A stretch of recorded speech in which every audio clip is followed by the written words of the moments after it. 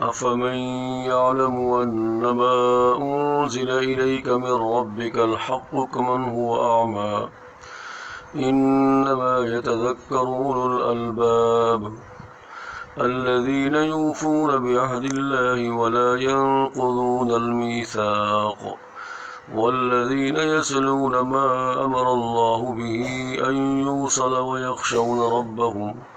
ويخشون ربهم ويخافون سوء الحساب والذين صبروا ابتغاء وجه ربهم وأقاموا الصلاة وأنفقوا مما رزقناهم سرا وعلانية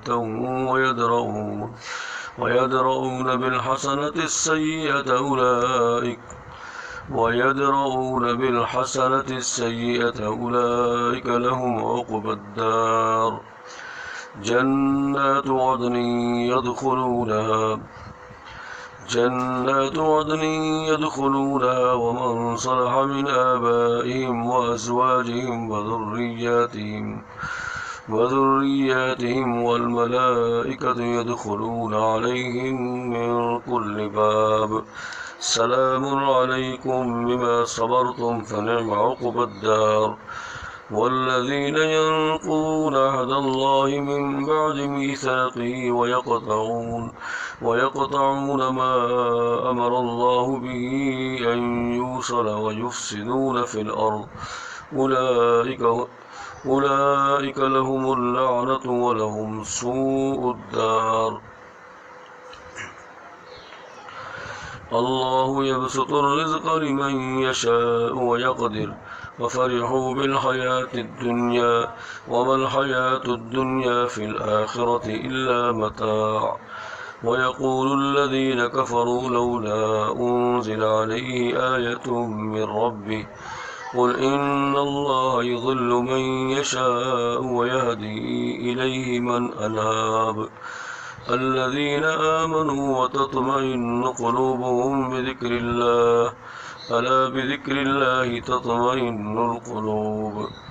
الذين آمنوا وعملوا الصالحات طوبى لهم وحسن مآب كذلك أرسلناك في أمة قد خلت من قبلها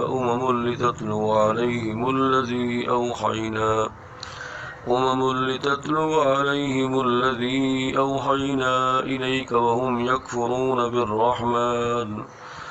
قل هو ربي لا إله إلا هو عليه توكلت وإليه متاب ولو أن قرآنا سيرت به الجبال وقطعت به الأرض وكلم به الموتى بل لله الأمر جميعا ولو أن قرآنا سيرت به الجبال وقطعت به الأرض وكلم به الموتى بل لله الأمر جميعا أفلم ييأس الذين آمنوا أن لو يشاء الله لهدى الناس جميعا ولا يزال الذين كفروا تصيبهم بما صنعوا قارعة أو تحل قريبا من دارهم حتى يأتي وعد الله إن الله لا يخلف الميعاد ولقد استهزئ برسل من قبلك فأمليت للذين كفروا ثم أخذتهم فكيف كان عقاب أفمن هو قائم على كل نفس بما كسبت وجعلوا لله شركاء قل سموهم أم تنبئونه بما لا يعلم في الأرض أم بظاهر من القول بل زين للذين كفروا مكرهم وصدوا عن السبيل ومن يضلل الله فما له من هاد لهم عذاب في الحياة الدنيا ولعذاب الآخرة أشق وما لهم من الله من واق مثل الجنة التي وعد المتقون تجري من تحتها الأنهار وكلها دائم وظلها تلك عقبى الذين اتقوا أكلها دائم وظلها تلك عقبى الذين اتقوا وعقبى الكافرين النار والذين آتيناهم الكتاب يفرحون بما أنزل إليك ومن الأحزاب من ينكر بعضه قل إنما أمرت أن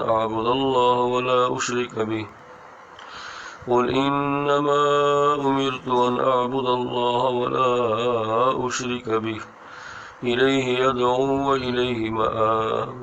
وكذلك أنزلناه حكما عربيا ولئن اتبعت أهواءهم بعدما جاءك من العلم ما لك من الله من ولي ولا واق ولقد أرسلنا رسلا من قبلك وجعلنا لهم أزواجا وذرية وما كان لرسول أن يأتي بآية إلا بإذن الله لكل أجل كتاب يمحو الله ما يشاء ويثبت وعنده أم الكتاب وإما نرينك بعض الذي نعدهم أو نتوفينك فإنما عليك البلاغ وعلينا الحساب أولم يروا أنا نأتي الأرض ننقصها من أطرافها والله يحكم لا معقب لحكمه وهو سريع الحساب وقد مكر الذين من قبلهم فلله المكر جميعا يعلم ما تكسب كل نفس وسيعلم الكفار لمن عقبى الدار ويقول الذين كفروا لست مرسلا قل كفى بالله شهيدا بيني وبينكم ومن عنده علم الكتاب بسم الله الرحمن الرحيم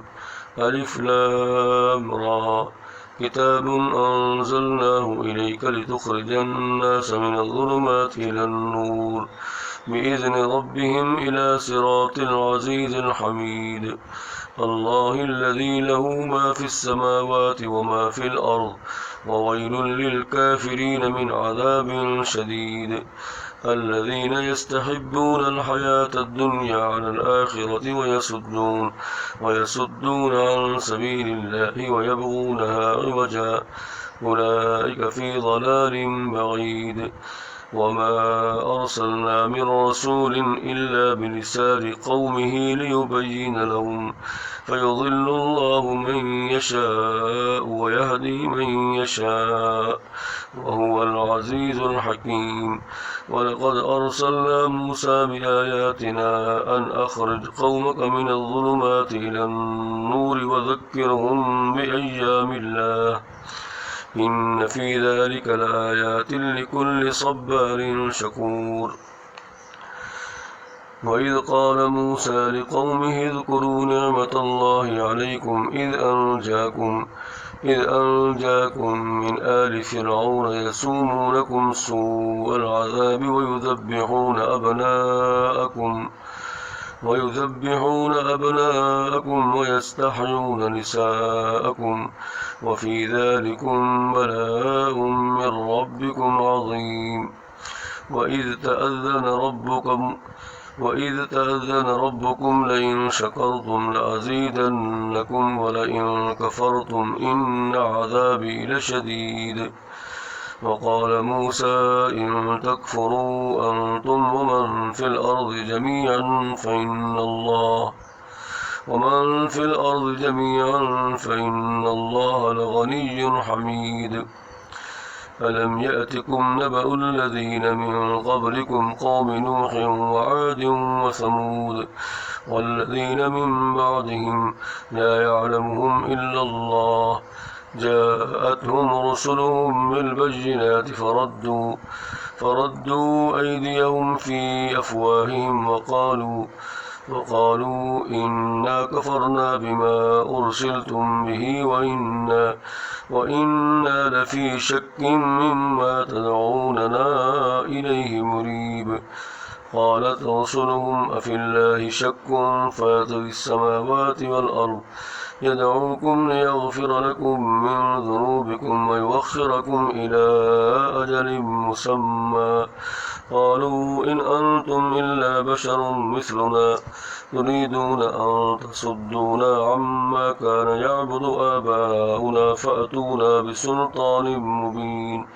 قالت لهم رسلهم إن نحن إلا بشر مثلكم ولكن الله يمن على من يشاء من عباده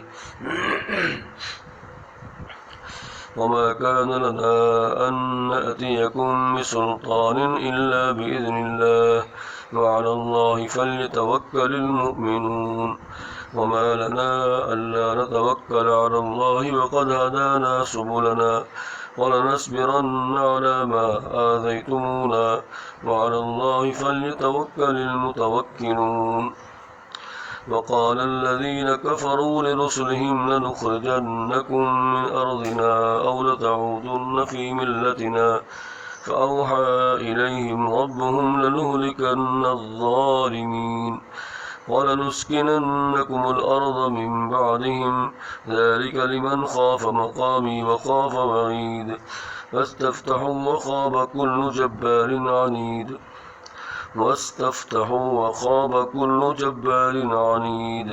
من ورائه جهنم ويسقى من ماء صديد يتجرعه ولا يكاد يسيغه ويأتيه الموت من كل مكان وما هو بميت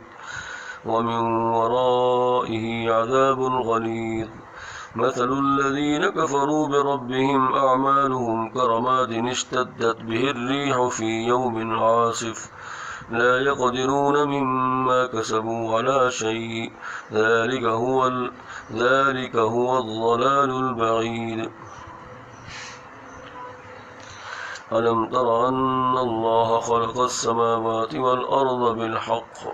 إن يشاء يذهبكم ويأت بخلق جديد وما ذلك على الله بعزيز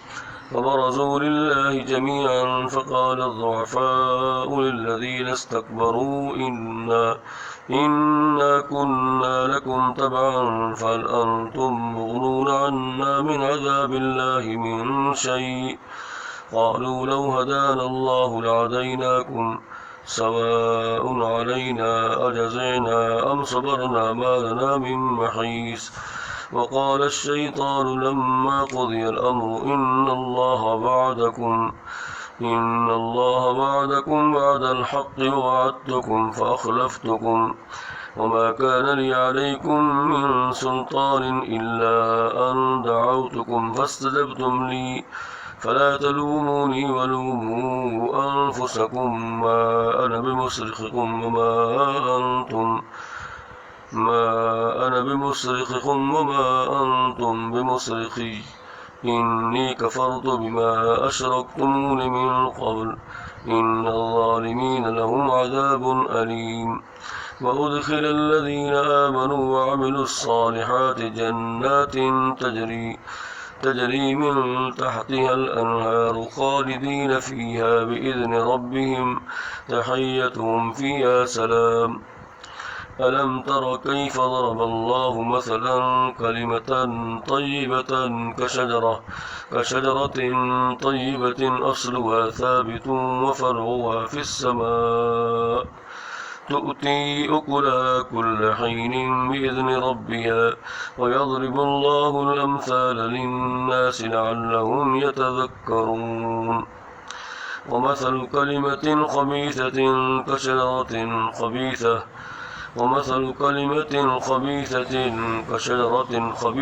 اجتثت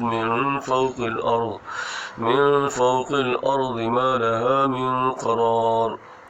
يثبت الله الذين آمنوا بالقول الثابت في الحياة الدنيا وفي الآخرة ويضل الله الظالمين ويفعل الله ما يشاء ألم تر إلى الذين بدلوا نعمة الله كفرا ألم تر إلى الذين بدلوا نعمة الله كفرا وأحلوا قومهم دار البوار جهنم يصلونها وبئس القرار وجعلوا لله أندادا ليضلوا عن سبيله قل تمتعوا فإن مسيركم إلى النار قل لعبادي الذين آمنوا يقيموا الصلاة وينفقوا مما رزقناهم سرا وعلانية من قبل أن يأتي يوم لا بيع فيه ولا خلال الله الذي خلق السماوات والأرض وأنزل من السماء ماء فأخرج به من الثمرات رزقا لكم وسخر لكم الفلك لتجري في البحر بأمره وسخر لكم الأنهار وسخر لكم الشمس والقمر دائبين وسخر لكم الليل والنهار وآتاكم من كل ما سألتموه وإن تعدوا نعمة الله لا تحصوها إن الإنسان لظلوم كفار وإذ قال إبراهيم رب اجعل هذا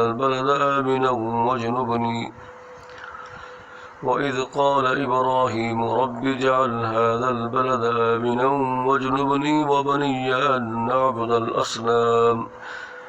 رب إنهن أضللن كثيرا من الناس فمن تبعني فإنه مني ومن عصاني فإنك غفور رحيم ربنا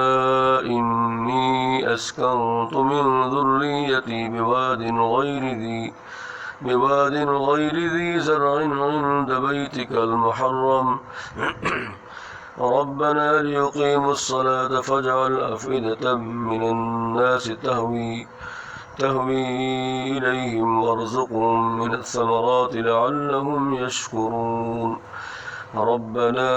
إنك تعلم ما نخفي وما نعلن وما يخفى على الله من شيء في الأرض ولا في السماء الحمد لله الذي وهب لي على الكبر إسماعيل وإسحاق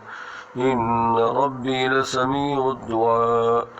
رب اجعلني مقيم الصلاة ومن ذريتي ربنا وتقبل دعاء ربنا اغفر لي ولوالدي وللمؤمنين يوم يقوم الحساب ولا تحسبن الله غافلا عما يعمل الظالمون إنما يؤخرهم ليوم تشخص فيه الأبصار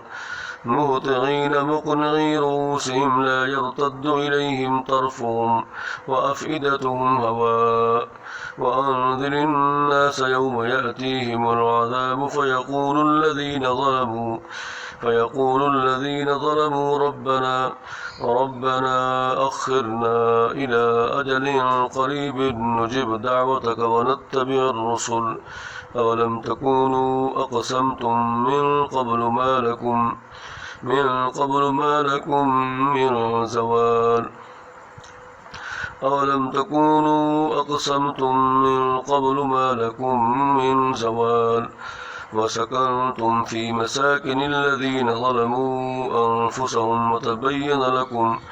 وتبين لكم كيف فعلنا بهم وضربنا لكم الأمثال وقد مكروا مكرهم وعند الله مكرهم وإن كان مكرهم لتزول منه الجبال فلا تحسبن الله مخلف بعده رسله إن الله عزيز ذو انتقام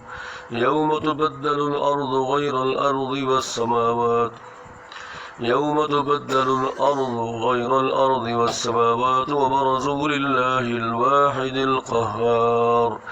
وترى المجرمين يومئذ مقرنين في الأصفاد سرابيلهم من قطران وتغشى وجوههم النار ليجزي الله كل نفس ما كسبت إن الله سريع الحساب هذا بلاغ للناس ولينذروا به